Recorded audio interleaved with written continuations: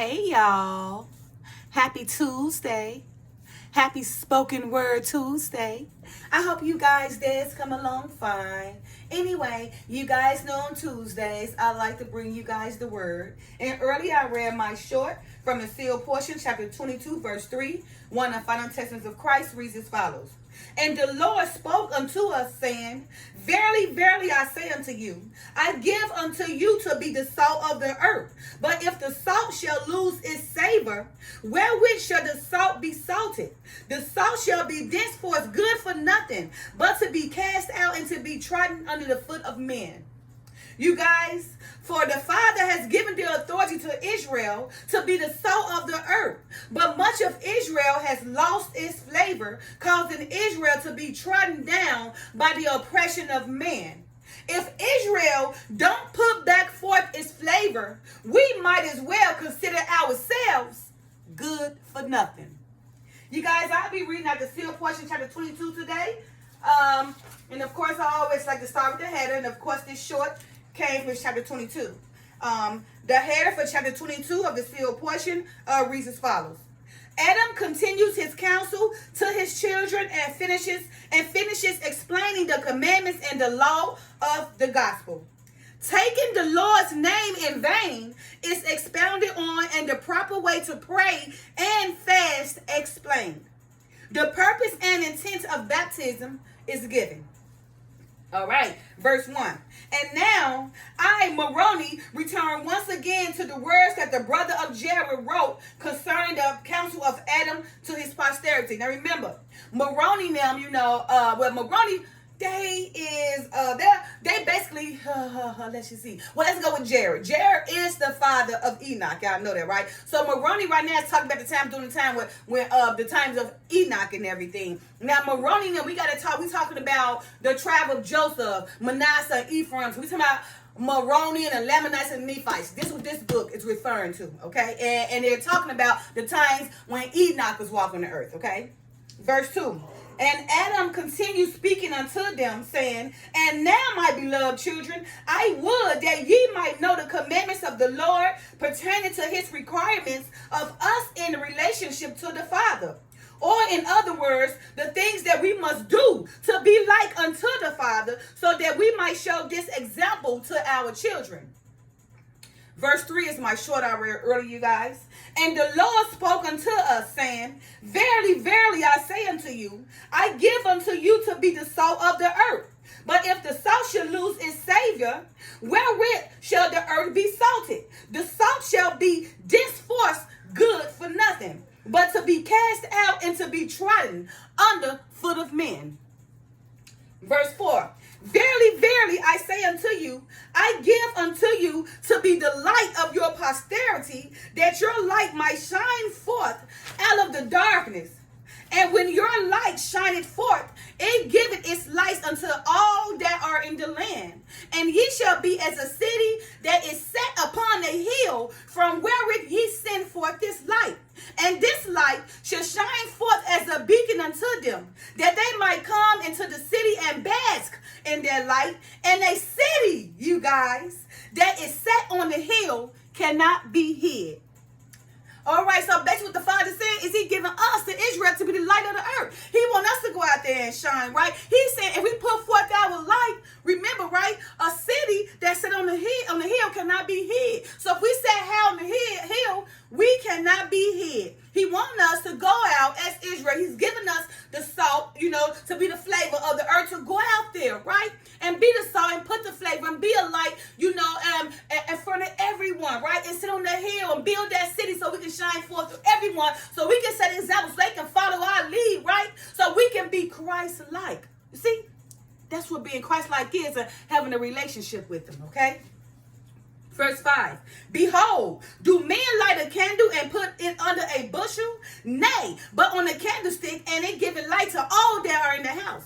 Therefore, let your light so shine before your posterity, that they may see your good works and glorify your Father who is in heaven. So if you got good works, don't be ashamed to show them. Show your good works, right? Because your good works, right, will glorify the Father, our Father who are in heaven. Verse 6. Now the Lord did not give this commandment unto us as your parents, but he had given commanded unto all of us who have taken upon ourselves the name of the Lord. Or in other words, who have covenanted with him to obey his commandments. And when we have covenanted with him to obey his commandments, then we become an example for others to follow. Or the light that he had mentioned. You see? So we become that light, or the example for others to follow, right? When we're being Christ-like and following his lead, right? Obeying his commandments. We become the light, all right? We become the example. All right, verse 7. And he had commanded us that we should not take the name of the Lord in vain, and that shall not be held guiltless, that who that takes the name of the Lord upon himself in vain. So again, let me read that. And he had commanded us that we should not take the name of the Lord in vain, and that he should not be held guiltless, who taketh the name of the Lord upon himself in vain.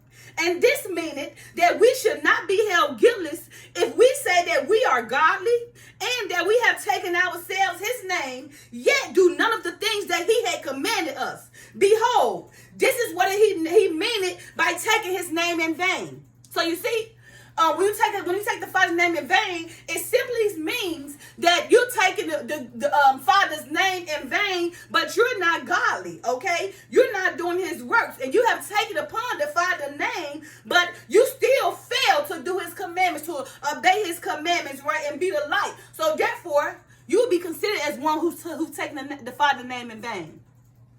Verse 8. And I have heard it said among you that the taking of the name of the Lord in vain refer it to saying his name in an appropriate or indifferent manner. And ye have commanded your children that they should not say the name of the Lord in this manner, thinking that this is what the Lord meant by this commandment. And this ye teach unto your children, because ye do not want to acknowledge that ye are taking his name in vain by not keeping his commandments.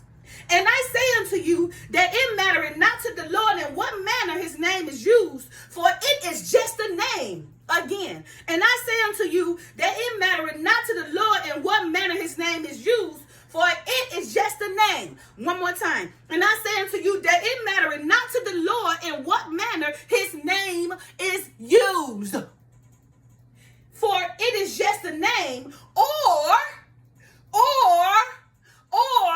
a word that we have given unto him.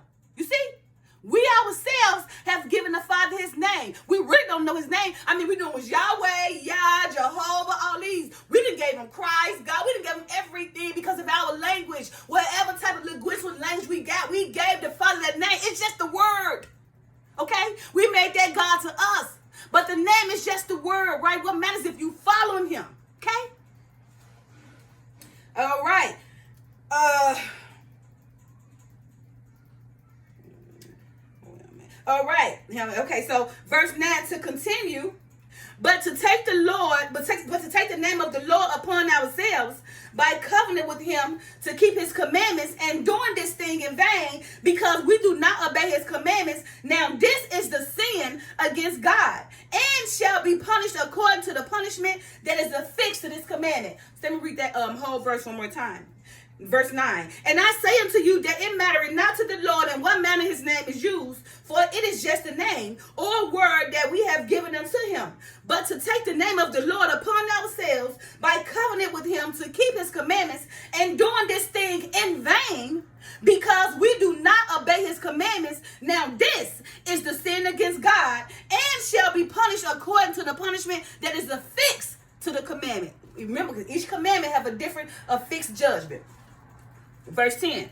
But the Lord carried nothing for the words that come forth out of your mouths, as long as those that do come forth with love and not anger. For words are just words, but the feeling and enmity behind the words that we say are those things which condemn us.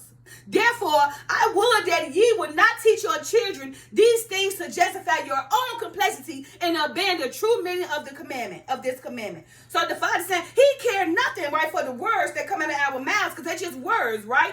Okay, as long as they come out with love and not anger, that's what he care about. Okay, because words is just words, right? And what matters is the feeling and the enmity behind those words that we say, right? That's what condemns us, right? So the Father said, therefore, do not teach your children that these things justify your own complacency, right? In obeying the true manner of this commandment, obey it truthfully.